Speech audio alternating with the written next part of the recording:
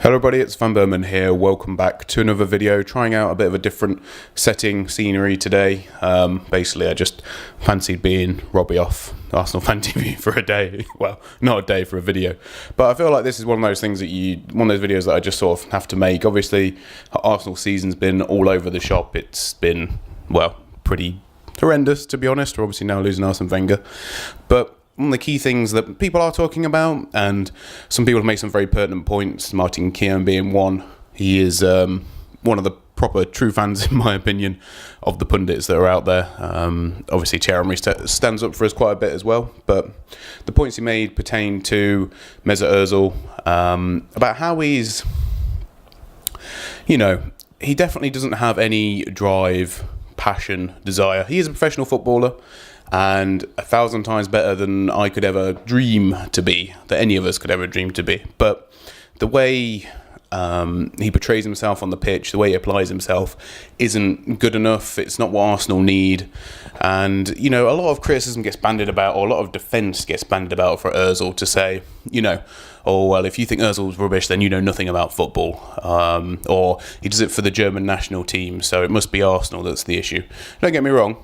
There are some, there are some parts of the Arsenal team that aren't good enough. That is true. But part of it comes from Ozil himself, from his attitude, from the way, he applies himself on the pitch. He doesn't show that passion that we even get from some of the other guys that I would consider to be also not good enough. Like Xhaka, for example, he's a bit 50-50. He has some good games, some bad games. Ozil's more like 1 in 10. Now, don't get me wrong, I want to make this point totally clear before anyone says anything about it.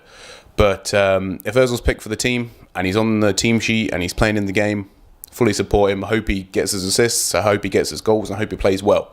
That doesn't ever change. Whoever's in that starting lineup, I want them to do well. Even if they're going to be leaving, for example, it wouldn't bother me. First things first is how the team perform on the day. So on many occasions, I think it was earlier on in the season, Ozil had a good few games against some of the lower teams, some teams you would expect us to beat. And then we come up against Manchester United when we lost 2-1.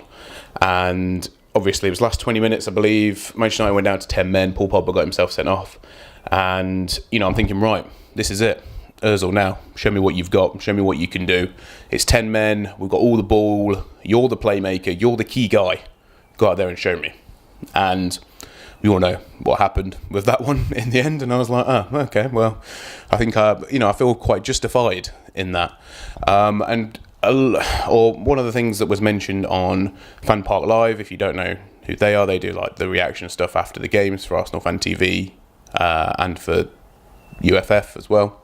Just go and check them out if you're interested in that. But they pose a question of what is your worst moment under Arsene Wenger. And obviously there have been a lot of disappointments, but I feel as though like a key criticism of Arsene Wenger, and for me the biggest one, is the fact that Fabregas was open to coming back. He asked to come back for, this is allegedly obviously, and the money could have been, it was £35 million. Chelsea obviously got him in the end, but he was definitely up for grabs for Arsenal to go and sign and bring back. And from what I gather, the conversation went as such, sorry Fabregas, I can't give you a first team place. We've bought Mesut Ozil for that. And I feel like you turned your back on someone who would have been a bona fide Arsenal legend, would have done, I feel as though we'd be in a better position now if we'd have had Fabregas for the last 3 seasons and not Ozil.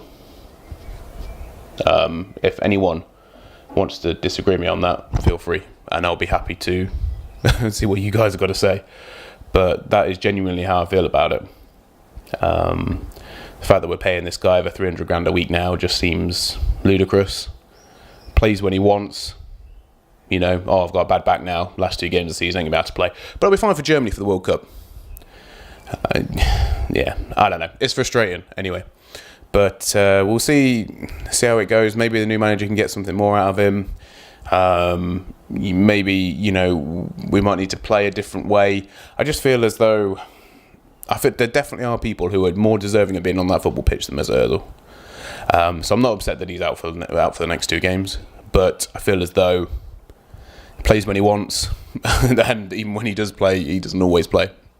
So, anyway, guys, thanks for watching. Just a bit of a ranting video, but it's one of them I feel as though, you know, I had to make.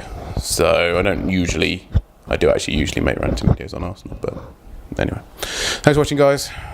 See you all next season.